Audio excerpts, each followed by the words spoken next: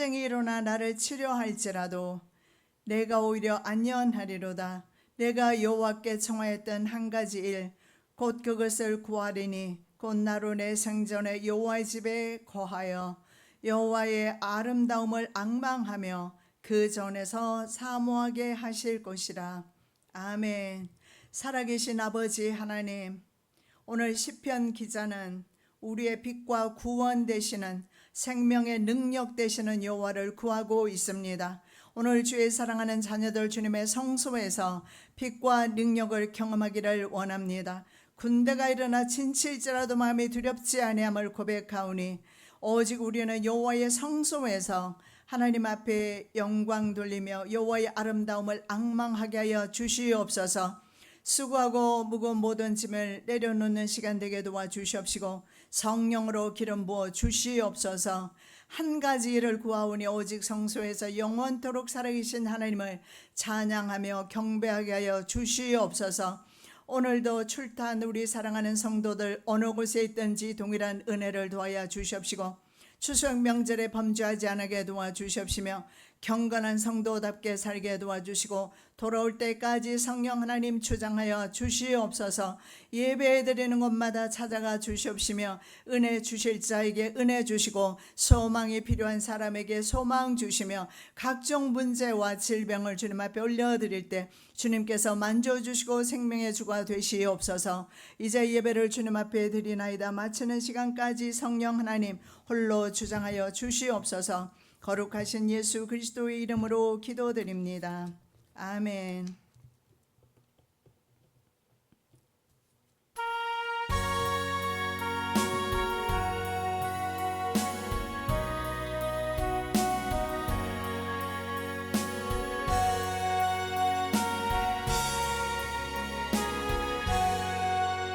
나 같은 죄 살리신 주 은혜 놀라워 어떤 생명 찾았고 방명으로도 네 큰 죄악에서 건지신 주 은혜 놀라워 나 처음 믿은 시간 회하고 귀하다 이제껏 네가 산 것도 주님의 은혜라 또 나를 장차 번영하며 인도해 주시리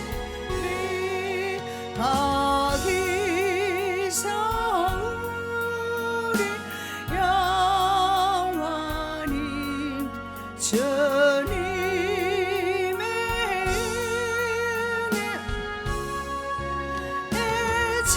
은혜처럼 밝게 살면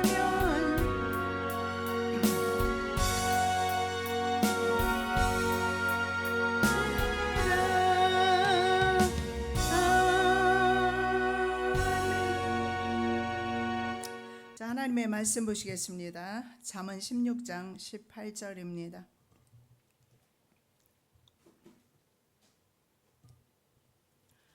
교만은 패망의 선봉이요 천국 가는 이야기 철로 6장 18번째 시간입니다. 작은 제목을 담았습니다. 불만과 수치의 미혹 관련 내용입니다. 자, 믿음이 겸손의 골짜기에서 만났던 바로 불만이라는 사람과 수치라는 사람, 그래서 그 두 사람의 미혹에 관련된 이야기를 친구인 그리스도인에게 들려주고 있습니다. 그리스도인의 천국 여정에 있어서 가장 큰 위협이 되는 것이 바로 불평, 불만과 수치라는 사실을 알 수가 있습니다. 자, 이 불만은 미리 말씀드리면 근본적인 인간의 부패성에 관련된 것에 대한 공격입니다. 인간이 근본적으로 마음이 부패했다는 것을 공격하는 것이고, 그리고 수치는 세상 판단과 기준에 따라서 그리스도인의 양심을 비난하고 있습니다. 자, 수치의 목적이 있습니다. 그리스도인들이 바로 하나님의 말씀을 따르지 않고 벗어나서 세상 허영에 빠지게 하는 것이 이 수치라는 친구의 목적이 바로 그런 것입니다. 그래서 구원을 방해하는 가장 큰 원수가 바로 불만과 수치라는 사실을 오늘 본문에서 볼 수가 있습니다. 자, 먼저 인간의 부패성, 불만에 대해서 우리가 한번 살펴보기를 원합니다. 원래 겸손의 골짜기는요, 은혜 받은 성도가 반드시 통과해야 되는 곳입니다. 은혜 받은 성도라면 겸손의 골짜기에 살게 될 것이며 좋아하게 될 것입니다. 비록 10년 가운데 그렇게 썩 편한 곳은 아닐지는 몰라도 겸손의 골짜기는 반드시 통과해야 되는, 즉 훈련받는 곳이 바로 겸손의 골짜기임을 알 수가 있습니다. 자, 믿음은 그곳에서 바로 겸손의 골짜기에서 불만을 만나게 됩니다. 자, 여기서 우리 볼 수 있는 것은 겸손의 골짜기에서는 불만이 나올 수밖에 없는 환경이라는 사실을 알 수가 있고, 그런 불평이 나올 수 있는 조건을 갖추고 있는 것이 바로 겸손의 골짜기임을 알 수가 있습니다.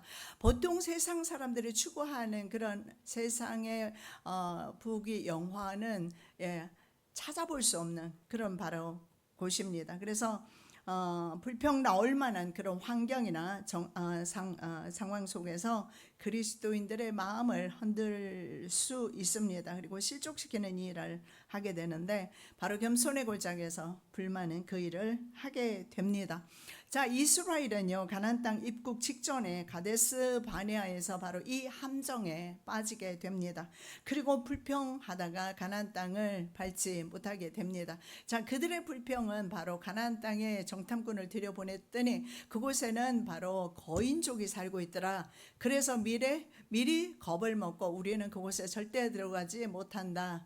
그래서 이 불만이 늘 하는 것은 우리가 그리스도인의 신앙생활에서 이런 환경을 가지고 우리를 실망시키고 좌절시키고 넘어뜨리는 일을 한다라는 사실을 알 수가 있습니다. 자, 이 불만이라는 친구는 바로 그리스도인의 바로 믿음의 마음에 여전히 남아있는 바로 인간의 그 내면에 있는 부패성을 의미합니다.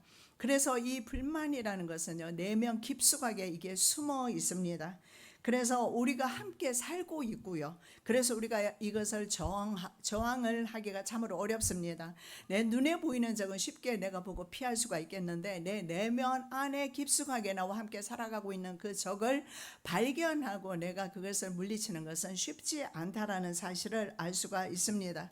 그래서 이런 문제는요, 가인만의 문제가 아니고 바로 가인의 후손으로, 그들의 아담의 후손으로 온 우리들의 문제이기도 하다는 사실을 알 수가 있습니다. 자, 왜 그러냐 하면은요, 인간은 근본적으로 하나님께서 신라권 한 뒤에 범죄하고 난 뒤에 가시와 엉겅퀴라는 것을 땅에 내게 하셨습니다. 그래서 우리 앞에 있는 이 가시와 엉겅퀴, 여러분 형통은 얼마나 좋은 것입니까? 막 복권에도 척 당첨이 되고 내가 사업을 하기만 하면 다 잘 되고 이런 것들 얼마나 좋겠습니까? 이런 형통이 있으면 좋은데 우리 앞에 가시와 엉겅퀴가 있어서 우리 가는 길을 자꾸 막습니다. 방해합니다. 그래서 이런 것으로 인해서 불만이 생겨나는데 가인도 마찬가지였습니다. 그래서 이런 불만족스러운 환경은요, 마음에만 있는 것이 아니고 급기야 우리 입을 통해서 불평으로 나오게 됩니다. 창세기 4장 7절입니다. 죄의 소원은 내게 있으나 너는 죄를 다스리라. 여기에 죄에 대한 소원이 누구에게 있습니까? 내 안에 있고요. 여러분 안에 있다라는 사실을 우리는 인정하셔야 합니다. 모든 사람은 죄에 대한 욕구, 그리고 형통에 대한 욕구, 잘 살고자 하는 세상의 부귀영화에 대한 욕구가 있다라는 겁니다. 그런데 이 가시와 엉겅퀴가 있어서 종종 그것이 나를 방해할 때 우리는 어떻게 되죠? 이게 불만이 나오게 되고 불평이 나오게 된다라는 것입니다. 자, 그래서 불신은요, 이 불신은 믿음이라는 친구에게 계속 끊임없이 속살거립니다. 더 이상 부나 영화, 정귀함 등은 전혀 찾아볼 수 없는 바로 이 겸손의 골짜기. 여기에서 더 이상 너는 몸부림치지 말고 다시 고향으로 돌아가자. 멸망의 도성으로 돌아가면 세상 영광과 부귀와 쾌락이 그곳에 다 있지 않는가. 우리 다시 돌아가자라고 그렇게 유혹하고 있는 겁니다. 그래서 이 세상 영광을 유혹하는 것, 이것은요 근본적으로 바로 사탄이 우리들에게 주는 마음임을 알 수가 있는 것이 바로 예수님께 40일 금식한 예수님께 나타난 사탄이 했던 것이 있습니다. 뭡니까? 바로 네가 내게 절하면 내가 세상 만국을 너희에게 주겠다. 바로 세상 영광입니다. 예수님을 시험했던 것이 바로 세상 영광을 주겠다. 그래서 이런 자꾸 세상 영광을 추구하고자 하는 마음은 사탄이 우리에게 주어서 바로 하나님의 말씀으로부터 떨어져 실족하게 만든다라는 사실을 기억하셔야 합니다. 잠언 15장 33절에 겸손은 존귀의 앞잡이라고 했습니다. 즉 존귀하게 되는 지름길이 바로 겸손이라고 했습니다. 반대로 잠언 16장 18절에는요. 교만은 패망의 선봉이다. 패망하는 지름길이 바로 교만함이고 넘어지는 지름길, 넘어짐의 앞잡이는 바로 거만한 마음이다. 이렇게 말씀하고 있습니다. 세상 사람의 눈에는 바로 이 겸손의 골짜기에 영광된 것이 하나도 보이지 않을 겁니다. 그러나 우리는 이제 영생의 나라에서 얻게 될 그 영광스러움을 알고 있습니다. 그 영광을 바라보면서 현실의 삶 속에서는 참고 지나가는 것입니다. 자, 이들의 믿음과 그리고 교만이라는 친구들의 또 다른 친구들이 있습니다. 이제는 믿음은 이 친구들과 함께 하지는 않습니다만 그 친구들 이름이 3명이 있었는데 교만입니다. 프라이드입니다. 오만입니다. 오만한 걸 에로건시라고 합니다. 우쭐거리는 거죠. 그리고 자기 기만, 그리고 세상 영광입니다. 이런 친구들이 있었는데 그들이 걷는 길과 바로 그리스도인이 걷는 길은 완전히 서로 다른 길이다. 믿음의 사람이 걷는 길과 바로 세상 영광이나 교만과 오만이라는 친구와는 함께 걷지를 못한다라고 성경은 말씀하고 있습니다. 그래서 믿음의 과거 잃은 사람들과 믿음은 옛날에 같이 살았습니다. 그러나 이제 주님에 대한 믿음을 가지고 보니까 더 이상 그들과 함께 할 수가 없는 겁니다. 그래서 그의 마음이 변한 것에 대해서 그 친구들은 기분이 매우 상했습니다.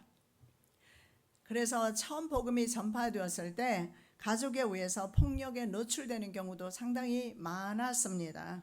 왜냐하면 원래 그들은요 과거에 바로 그리스도인조차도 육에 속해 살 때에 바로 그들과 함께했던 혈통의 친척들과 그리고 친구들이었습니다. 그런데 천국을 선택하면서 그들과 절연하게 됩니다. 끊어버리고 그리고 좁은 길을 선택을 합니다. 그래서 세상 사람도 마찬가지로 믿음의 사람을 좋아하지 않지만 믿음의 사람 역시 세상 사람들과 함께 걸어갈 수는 없습니다. 예를 들어서 부부가 말입니다. 믿는 사람과 믿지 않는 사람이 함께 살게 되면 둘 중에 하나입니다. 둘 다 믿지 않던가 둘 다 믿게 되던가. 결국은 그렇게 가게 됩니다. 왜냐하면 길은 서로 반대의 길이기 때문에 한 사람은 좁은 길을 가야 되고요. 한 사람은 넓은 길을 가야 돼요. 이게 반대편 길입니다. 서로 반대 보고 있어요. 그러니 어찌 같이 갈 수가 있겠습니까? 그래서 교만과 오만과 자기기만, 세상 영광 이런 친구들은 이 믿음이 좁은 길을 가는 것에 대해서 거부 반응을 일으켰던 것입니다. 그래서 그들은 더 이상 함께하지 않는다. 그래서 우리는요 세상에서 세상 친구들과 함께 그들의 삶의 패턴을 그대로 닮아가서는 안 된다라는 사실을 우리는 믿으시기 바랍니다. 그래서 그들이 먼저 절연을 선택했고 믿음 역시 그들과 함께 갈 수 없었습니다. 왜냐하면 더 이상 친구가 될 수 없지요. 그래서 자연적으로 주의 길을 걷는 사람은요, 세상 친구들과 함께 끊어지게 되고 있다는 사실을 알 수가 있습니다. 자, 두 번째, 세상 판단과 기준에 따른 비난과 수치에 대해서 살펴봅니다. 자, 세상 판단과 기준에 따른 그 비난, 그것이 바로 수치인데요. 다른 사람들은 논쟁을 통해서 마음을 믿음으로 돌이키거나 아니면은 세상 가던 길을 단념하는데, 이 수치는 철면피와 같은 성품을 가지고 있어서 막무가내입니다.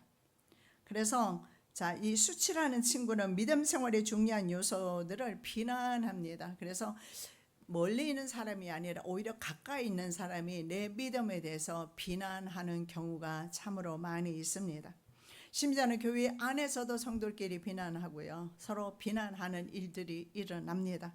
바로 수치가 하는 일이 바로 서로 비난하게 만드는 것입니다. 그래서 한쪽에서 비난이 일게 되면 한쪽에서는 입을 다물어야 돼요. 많이 억울함도 있지만 하나님이 보시지 않습니까?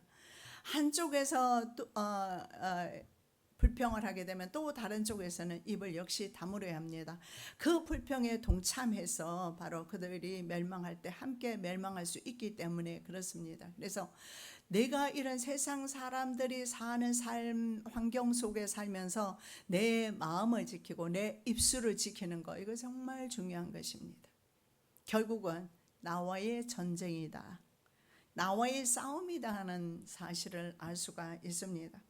그래서 성도들의 신앙 고백과 신앙 생활을 부끄럽게 여기고 죄를 짓게 만드는 일을 바로 이 수치가 하는 것입니다.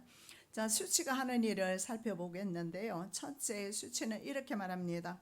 사람이 기독교 종교를 가지는 것, 종교를 가지는 것 자체를 굉장히 수치스럽게 생각합니다. 왜냐하면 사내답지 못한, 남자답지 못한 그런 사람들이나 종교를 가진다고 이렇게 수치는 믿음을 비난하고 있습니다. 종교에 마음을 두는 것 자체가 가련하고 비열하고 가치 없다, 무가치하다, 이렇게 그들은 말합니다. 그리고 왜 부드러운 양심을 소유하고 살아가는가, 그건 역시 남자답지 못하다라고 그들은 비난합니다. 정말 그렇습니까? 내 영혼을 살리기 위해서 내가 세상의 고난과 역경을 이기면서 이 길을 걸어간다면 여러분, 내 영혼을 위해서 가치 있는 것 아니겠습니까? 만일에 세상 기준 따라서 우리도 부귀영화조차 살아간다면 우리는 오늘부터라도 당장에 예수 믿는 것을 멈추고 세상에 나가서 그 부귀영화를 쫓아가야 할 것입니다. 그 부귀영화가 우리에게 생명을 준다면 말입니다. 그러나 세상의 부귀영화, 세상의 그 어떤 것도 우리에게 영생을 주는 것은 없습니다. 내가 사랑하는 물질, 내 사랑하는 가족, 그 어떤 누구도, 그 어떤 물질도, 그 무엇도 내게 영생을 주는 것은 없다라는 사실을 기억할 때 우리는 오직 예수 그리스도만을 바라보면서 믿음이 걸어갔던 그 길을 우리도 역시 믿음이라는 친구와 함께 걸어가야 된다라는 사실입니다. 이들은 이렇게 말합니다. 이 수치라는 친구는 당시에 용감한 정신의 사람들은 스스로 자신을 과시하는 영웅적인 그런 자유를 행사하는데, 반면에 믿음은 종교가 자신을 얽매이도록 바로 자신을 허용함으로써 스스로 자기 자신을 속박한다라는 겁니다. 어쩌면 그들의 비난이 맞습니다. 왜냐하면 어쩌면 이 종교 때문에 참고 살아가야 되는 일들이 너무 많습니다. 제 과거 40년 목회 생활을 돌아보면 그렇습니다. 할 말도 많고 하고 싶은 것도 많은데 못한 게 너무 많아요. 나는 아버지가 목회자였지 않습니까? 아버지가 당시에는 수학여행을 주말에 갔습니다. 그래서 토요일날, 금요일날 출발해 가거나 토요일날 출발해 갑니다. 그런데 주일이라는 이유로 저는 수학여행을 한 번도 가지를 못했어요. 믿음도 없는데 아버지가 그렇게 하니까 너무 억울하고 속상하고, 그리고 아버지가 목회를 하시니까 자꾸 목회지를 옮겨 다녀요. 그래서 나는 친구를 사귀지를 못하면서 계속 옮겨다니면서 불편함을 겪고 어려움을 겪으면서 참 목회자가 싫다라는 마음을 많이 가졌었습니다. 그러나 직접 하나님을 만난 이후에는 그 삶이 내가 하지 못했지만 그러나 하나님을 따라오는 이 삶이 얼마나 귀중한가. 이것은 바로 생명이기 때문에, 이것은 바로 내 생명이기 때문에 이것보다 귀한 것은 없다. 지금은 알고 있어요. 그래서 우리 이것뿐만 아니라 우리 그리스도인의 삶 속에서 자유를 포기해야 되는, 세상의 권리와 심지어는 자유를 포기해야 되는 일 너무 많습니다. 스데반 집사 같은 경우에 수많은 선지자들은요, 복음 전하다가 이웃에게, 동족에게 자신의 생명을 잃게 됩니다. 이런 억울한 일이 어디 있겠습니까? 그럼에도 불구하고 자신의 생명조차도 버릴 수 있는 가치가 있다는 사실을, 영생의 나라를 경험하고 하나님을 본 사람들은 과감하게 자신의 생명조차도 버립니다. 그래서 예수님은 말씀합니다. 목숨을 죽이는 자들 두려워하지 말고 영혼을 지옥에 멸하시는 하나님을 두려워해라. 그래서 이런 사람들은 바로 영혼을 사랑하는 사람이에요. 결국은요, 어떻게 보면 이 사람들이야말로 가장 이기적인 사람일 수도 있어요. 자기 영혼을 사랑해서 자기 목숨을 버리는 거 말입니다. 우리는 육체를 너무 사랑하는 것 같습니다. 그래서 이 육체가 채워지지 않은 것으로 인해서 영혼을 근심시키는 일들이 너무 많은 것 같아요. 이제는 육체보다는 우리의 영혼의 만족을 위해서, 내 영혼이 어떻게 하면 만족할 수 있을까? 내 영혼은 하나님께로부터 왔습니다. 내 영혼은 하나님의 나라로 들어갈 것입니다. 그래서 내 영혼이 언제 가장 편안한가? 제 일평생 하나님과 가까이 할 때 언제나 제 영혼은 편안했습니다. 하나님을 가까이 모실 때 영혼이 가장 편안하다. 세상의 물질의 유무에 관계없이 하나님을 가장 가까이 모셨을 때 그때가 제일 행복하고 편안하고 기쁘다라는 사실을 고백합니다. 세상 그 어떤 것도 그런 평안을, 그런 기쁨을 우리에게 줄 수 없습니다. 세상이 주는 것과 다른 평안입니다. 이 평안은요, 육체가 기뻐하는 것보다도 내 영혼이 기뻐합니다. 영혼이 너무 기뻐 춤추기 때문에 이 영혼의 만족을 위해서는, 여러분, 육체의 만족을 채우기 위해서 영혼의 만족을 포기할 수는 없다라는 겁니다. 자, 그렇게 왜 믿음이라는 친구는 스스로 자신을 종교 안에 가두어 놓고 속박을 당하고 있는가? 자유롭게 가지.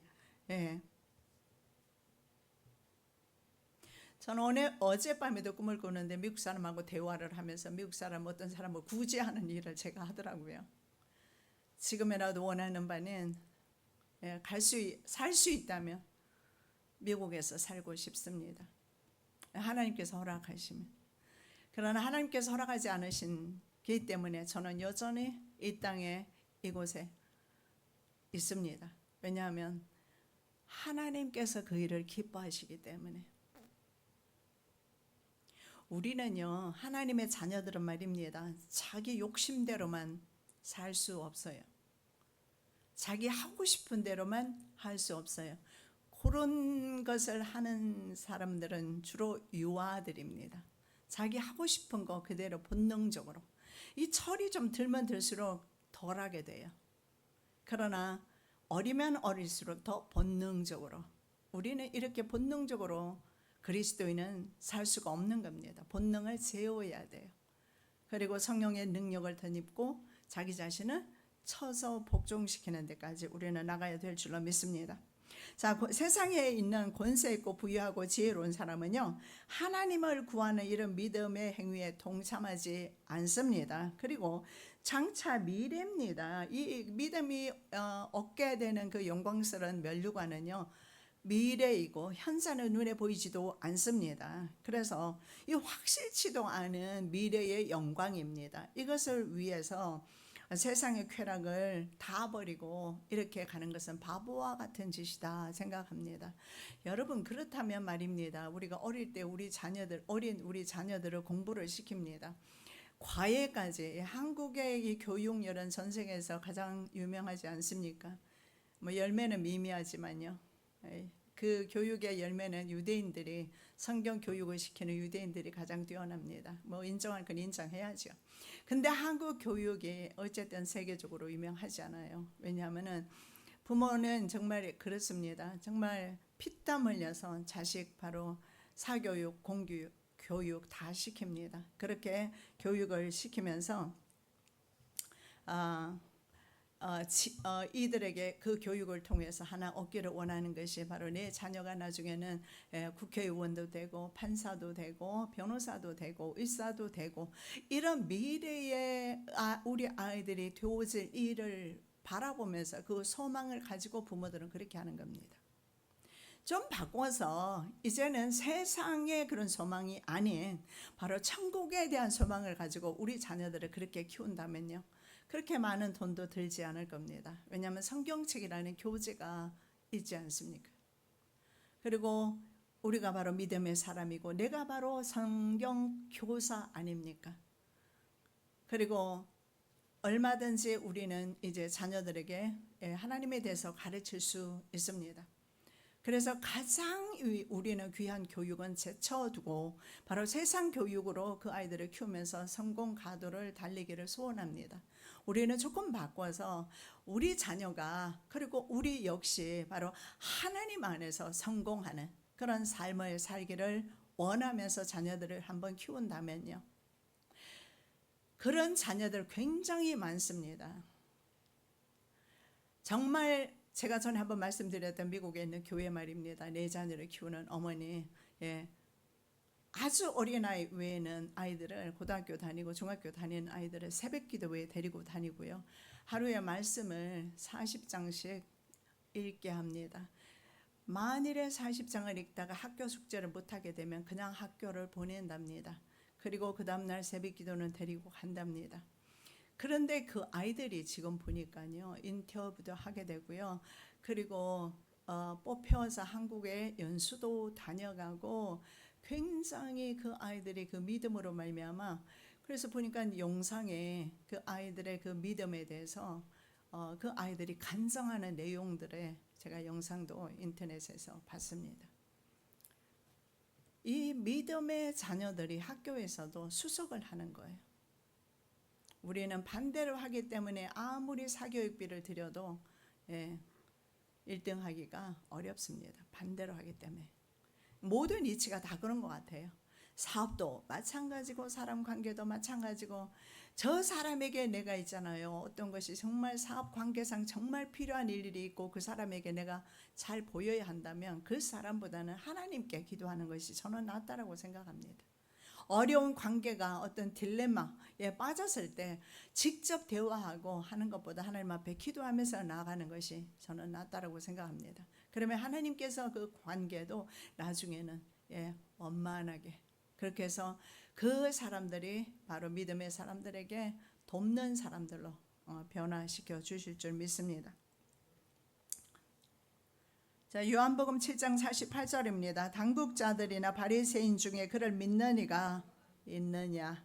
여기서 분명하게 말씀합니다. 당국자들은요, 권세 잡은 사람들과 학식 있는 바리새인이 예수 믿는 사람 봤느냐?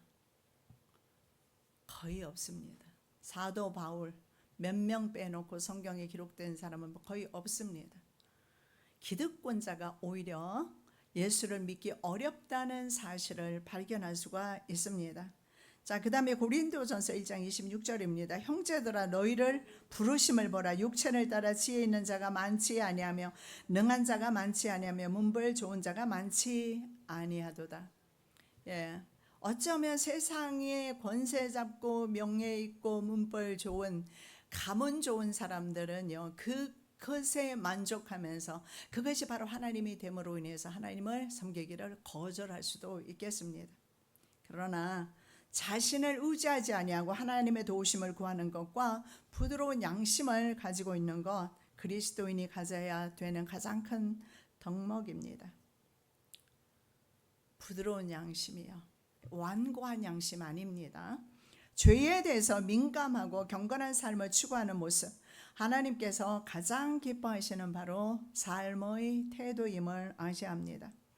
세상 풍속에 물들지 않는, 그리고 수치는 그리스도인의 세상 사람들에게 물들지 않는 믿음의 태도에 대해서도 비난하고요. 그리고 그리스도인의 삶 자체가 이건 사회적이지 못한다. 왜냐하면 난 믿음 때문에 술자리에 가지 않습니다. 나는 믿음 때문에 우상에게 절하지 않습니다. 음식 차려놓고 차례상에 절하지 않습니다. 그래서 세상 사람들은 이것이 바로 사회적이지 못하다. 그렇게 하면서 비난한다라는 거예요. 서로 다른 나라에 속해 있기 때문에 세상 사람과 그리스도인의 삶의 방식은 어쩔 수 없이 반대의 길로 갈 수밖에 없습니다. 로마서 12장 2절의 말씀에 하나님께서 이렇게 말씀합니다. 이 악한 세대를 본받지 말라 이렇게 말해요. 그리고 하나님의 선하시고 기뻐하신 뜻이 무엇인지 분별하라 말씀을 주셔요. 우리는 이 분별하는 지혜가 있으시기 바랍니다. 자, 둘째 수치는요, 예로부터 순례자들을 한결같이 낮고 비천한 신분의 사람들로서 그들은 현세조차 알지 못하고 자연과학도 전혀 이해하지 못하는 무식한 자들이다 이렇게 비난합니다. 자, 인간의 교만은 하나님의 선택을 이해하지 못합니다. 고린도전서 1장 27절에서 28절 말씀 보겠습니다. 그러나 하나님께서 세상에 미련한 것들을 택하사 지혜 있는 자들을 부끄럽게 하려 하시고 세상의 악한 것들을 택하사 강한 것들을 부끄럽게 하려 하시며 하나님께서 세상의 천한 것들과 멸시받는 것들과 없는 것들을 택하사 있는 것들을 폐하려 하시나니. 여러분, 예수님의 12 제자를 한번 보시면 아시겠지만 참으로 무식하고 가난하고 배우지 못한 그런 사람들이었습니다. 그리고 마태, 세리 같은 경우에는 그들이 유대인들이 생각하는 죄인이었습니다. 유대인들이 가장 혐오했던 집단이 바로 세리였어요. 로마에 바치는 세금을 착취를 해서 자기도 남기고 로마에도 갖다 주고 그렇게 했기 때문에 그렇습니다. 그럼에도 불구하고 그들은 예수를 영접했으나 바리새인과 당국자들은 예수 그리스도를 영접하지 않습니다. 만일에 세상 부귀 영화 권력 등이 나로 하여금 생명을 잃게 한다면 세상 권력 부귀 영화를 버리는 것이 낫습니다.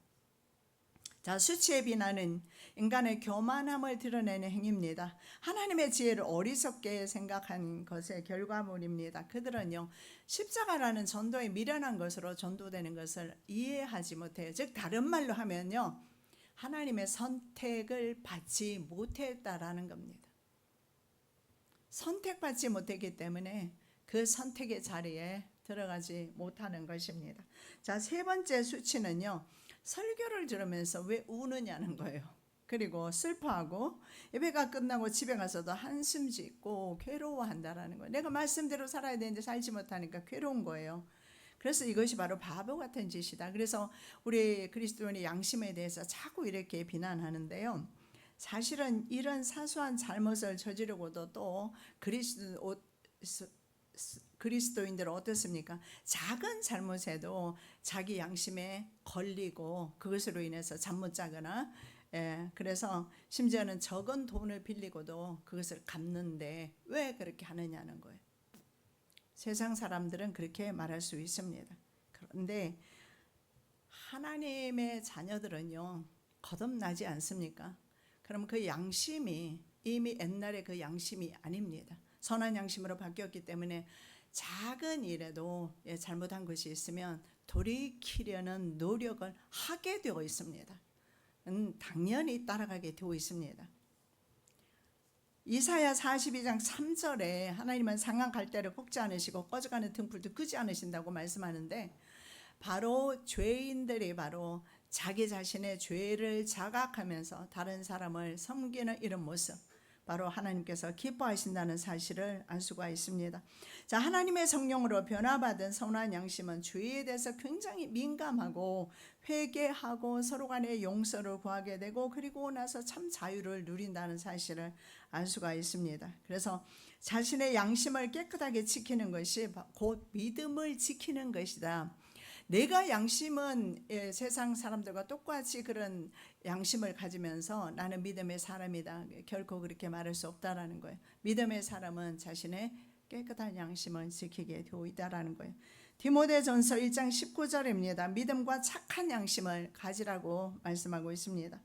자, 네 번째, 종교는 위대한 사람이 사소한 악행, 조그만 실수를 저질러도 비난한다라는 거예요. 그리고 종교를 믿는 사람들끼리는요, 자기네들끼리는 같은 믿음의 형제들이라고 해서 서로 품어주고 사랑하고 받아주고 존경한다는 거예요.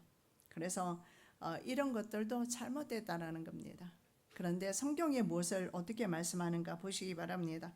예수께서 이르시되 너희는 사람 앞에서 스스로 옳다 하는 자이나 너희 마음을 하나님께서 아시나니 사람 중에 높임을 받는 그것은 하나님 앞에 미움을 받는 것이니라.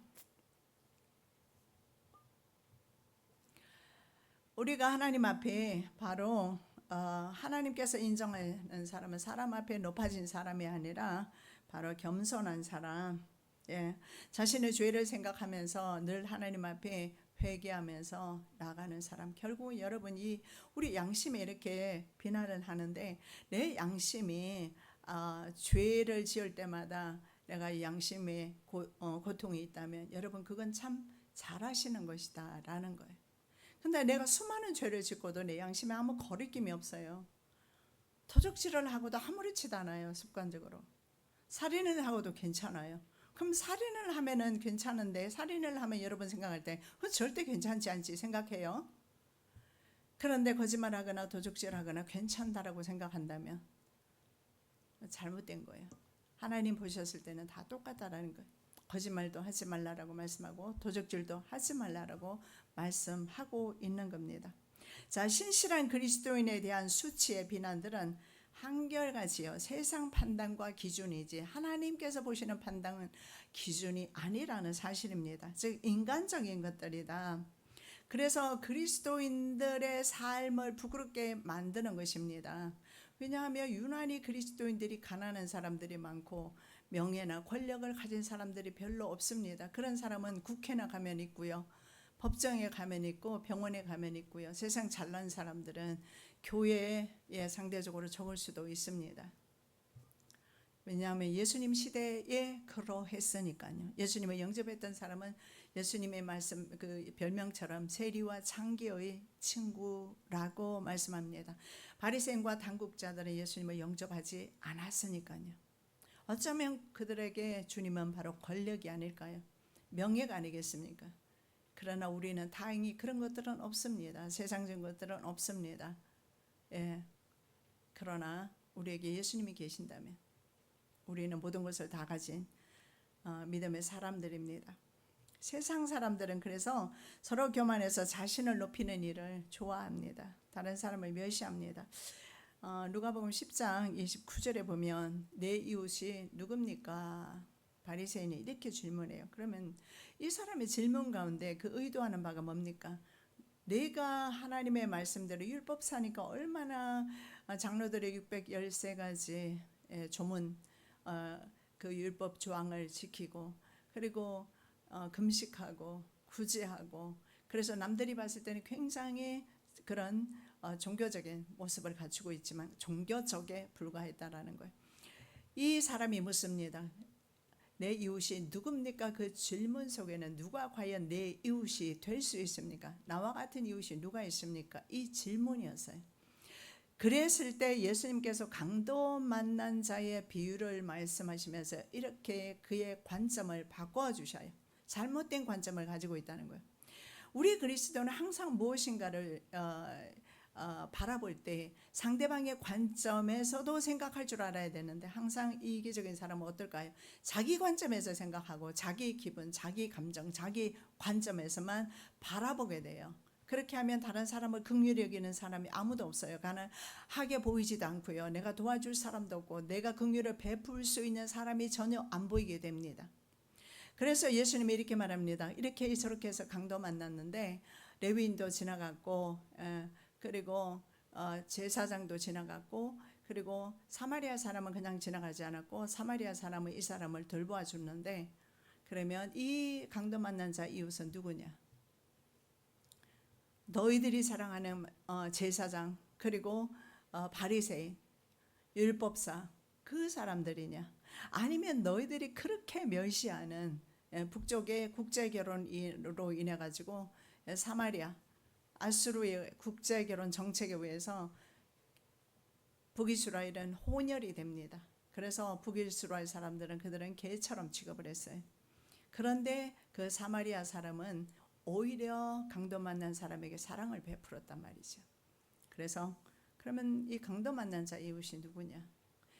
내 이웃이 누구냐가 중요한 것이 아니라 내 이웃의 이웃이 누가 될 것인가, 이게 중요하다는 사실을 알 수가 있습니다. 그래서 하나님의 자녀는요, 자기 중심적으로 살아갈 수 없다라는 사실을 말씀하고 있습니다. 자, 하나님께서는 그를 믿는 신앙이나 아니면 선한 양심을 더 즐겨 받으신다. 이 세상 쾌락 쫓아가고 교만한 사람 말고 말입니다. 천국을 위해서 때로는 세상에서 바보 취급당하는 사람, 하나밖에 없는 목숨까지 잃어버린 그런 바보가 어디 있습니까? 그런데 하나님 나라에서는 가장 현명한 사람이다. 잠언 3장 35절입니다. 지혜로운 자는 영광을 기업으로 받거니와 미련한 자의 현달함은 욕이 되느니라. 여러분, 우리가 세상에서 가지게 되는 이런 부귀 영화는요, 잠시 잠깐의 것이지 않습니까? 지금 우리에게 그런 부귀 영화가 온다 한들 우리가 얼마나 많이 누리겠습니까? 기껏 많이 누려봤자 30년 40년 누리다가 없어지는 영광입니다. 그러나 장차 우리가 받게 되는 영광은 영원한 것이고 없어지지 아니하는 영광이라고 성경에서 말씀하고 있습니다. 그래서 세상에서 존경받으며 하나님을 미워하는 위대한 영웅이나 부자들보다 비록 가난하지만 바로 하나님을 사랑하고 따라가는 사람이 더 부유한 사람이고 지혜로운 사람이다. 이 사람이 바로 자신의 영혼을 사랑하기 때문에 그 자신의 영혼이 바로 하나님 나라에서 영원히 그 영광을 누리게 되잖아요. 그러니까 이 사람이야말로 진짜 지혜로운 사람이라고 말씀합니다. 그래서 믿음은요, 어떻게 합니까? 계속 이 수치가 뻔뻔하게 자꾸 따라오면서 비난을 해요. 여러분, 우리 그리스도인의 삶은요, 세상 끝날까지 비난을 당할 수가 있습니다. 왜냐하면 수치는 뻔뻔하게 늘 우리에게 계속 비난을 쏟아내기 때문에. 그러나 이 믿음이라는 친구는 구원을 방해하는 이 수치를 쫓아내 버립니다. 그리고 그 귀에다가 종교적인 모든 약점들을 끊임없이 속삭입니다. 그래서 우리가 늘 미혹을 받지만 믿음은 마지막에는 이 수치를 몰아냅니다. 몰아내고 그리고 이제 앞을 향해서 찬송을 부르면서 걸어가는데요. 다음에 장면이 나타나는 것이 뭐냐면 바로 이 음침한 골짜기를 딱 지나고 나니까 햇빛이 찬란하게 비칩니다. 바로 우리가 세상 고생, 세상 이런 근심, 염려들, 그리고 고통들, 우리가 받는 핍박들 세상에 참고 지내다가 어느 한순간에 우리가 세상 떠났을 때 이 영광스러운 그 날이 밝아온다는 사실을, 그래서 보네포 목사님은 자기 조국을 위해서 일하다가 1945년 해방되는 그 해 4월에 그는 사형 선고를 당하게 됩니다. 그리고 그분이 마지막으로 말합니다. 이제 후로는 나에게 새 생명이 시작되고 있다. 나는 오늘 가지만 나는 사실은 가는 것이 아니라 내게는 새 생명이 시작된다.